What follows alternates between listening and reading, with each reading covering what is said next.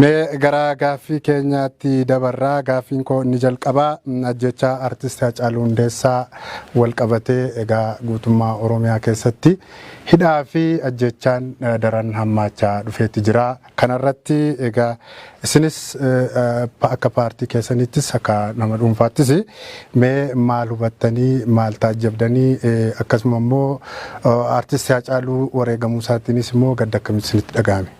Mee dursa obbo Olbaanaa irraatiin ka'a. Isinis carraa kana nuu keessaniif galatooma. Gaaffiin ati kaaste kun waanuma dur turedha. Waan amma yoonaatti adeemsifamaa dhufedha. Waggaa 150 kan itti fufedha.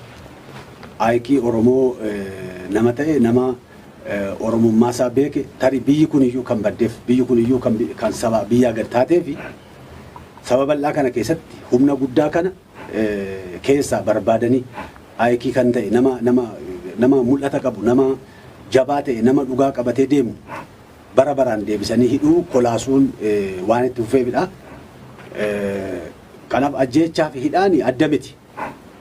Inni amma garuu kan adda godhu wantoota baay'ee jira. Tokkoffaa mootummoonni amma yoonaatti jiran hin ajjeesu, hin hidhu, hin reebu. Hamma yoonaatti Oromoon dallaa keessatti dallaan ijaaramee dallaa keessatti isteediyoomii keessatti mana barumsaatti mana hidhaatiin alatti hidhameen beeku. Amma ajjechaa Haacaaluu hordofee amma kaleessa kan Arsii irraa naa bilbilame gara Arsii Leemmoo bilbiloo gara Boqojjii jedhamu irratti iddoon hanqannaan dallaa ijaaranii uummata dallaa keessatti hidhaa jiru sassaabanii. Walisotti manni hundumtuu iddoon hundumtuu hanqannaan magaala Walisotti uummata sassaabanii istaadiyoomii keessatti hidhanii. Isa qofaa miti amma itti gaafatamaan waajjira KFO godina Wallagga Bahaa obbo Fiqaaduu Ayyaanaa yeroo 3 moo 4 hidhame. Isa alanaa kana garuu abukaatoo seeraa erginaafin isa abukaatoon isan barbaachisu haasofsiisuu hin dandeessu jedhaniit deebisani. Inni durii qabsoo dhiisiidhaaf hidhaan kan ture. Maaliif waan Oromoo dubbatteedhaaf hidhaan kan ture. Akka amma argaa jirrutti immoo Oromoo miseensa biltsiginnaa hin taane hunda sassaabanii addaraashi tokkotti naqanii warra miseensummaa guute. Warra yakka hojjete mana murtiitti dhiyaatu miti amma kan hidhamu. Nama miseensummaa biltsiginnaa hin guunneedha kan hidhamaa jiru. Amma namni qabata hidhaa kanaatiin kan himame 7,000 fi something. Isaan kun warra already miseensummaan beekamanidha. Miseensa biltsiginnaa dhiisanii miseensa dhaaba biraa ta'uun yakka ta'eetti lakkaa'ameet mana hidhaatti galan. Inni lammaffaa inni guddaa anaan taphanet ta'e namoonni gurguddoon ajjeefamaniiru Oromoo keessatti. Ajjeefamee namni awwaalcha dhoowwame garuu bara kana keessaa Haacaaluudha. Hambootti hamboo cabsina qabsoo Oromoo ukkaamsina jedhanii itti yaadanii nama akka ijaatti hamboo ilaalu obbo Daraaraa ajjeesaniiru warri TPLF.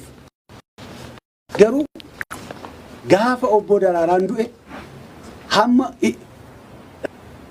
kakannees boonyees hamma nuti awwaallee gallutti nutti hin dubbanne. Keessan ture ani egaa isa isaan jedhamu isa Oromoon jedhu ta'a jennee mari'achaa turre hamma gaafa awwaalcha awwaallee gara manaatti garagaluutti namni nutti hin dubbanne. Warra awwaalcha sanarra oole hundi dhugum. Garuu awwaalcha hin dhoowwamne. Inni addaa inni taphni inni guddaan idda du'ee reeffa qabsaa Oromoo irratti taphachuun bara kana calqabe. Dallaa keessatti hidhamuun bara kana calqabe. Kana qofaa miti. Amma yoonaatti halkan seenanii qe'ee namaa reebanii saamuun amma mana abboo Gurmeessaa Ayyaanoo koree hojii raawwachiiftuudha. Halkanidha. Sa'aatii halkan keessaa sa'aatii 4tti lafa inni hojii deemetti itti seenanii ijoollee waraqata malee booda jenee xaafaa kan dhaqanii qaban halkan keessa sa'aatii 10tti seenaniitu. Obbo Gurmeessaa dhaqanii sa'aatii 4 dhaqanii dhabnaan obbo Dejenee immoo halkan sa'aatii 10 seenanii Arsii Diksis miseensa keenya halkan itti seenaniit isa reebaniit haadha manaa reebaniit mi'a waan inni manaa qabu qarshii inni manaa qabu saamanii fudhatanii deeman tokko lamaan qabu gaa hidhaan duruu jira halkan garuu humni hidhate manatti nam'ee nama saamuun maatii saamuun amma bara kana dhufe amma obbo Dajanee mana isaatii qabani nagaadha. Dheengadda abukaatoon dubbiseera fayyaadha. Har'a kaleessa maal jedhee irratti baasu koronaan qabeera. Dhibeedhaanis taphachuu jalqabe mootummaan. Noormaalii warri duris marziis waan nama maraachuu sun hundumaa godhaniiru. Isaan garuu dhofkatanii godhan malee akkatti ifatti taphachuu hin jalqabne.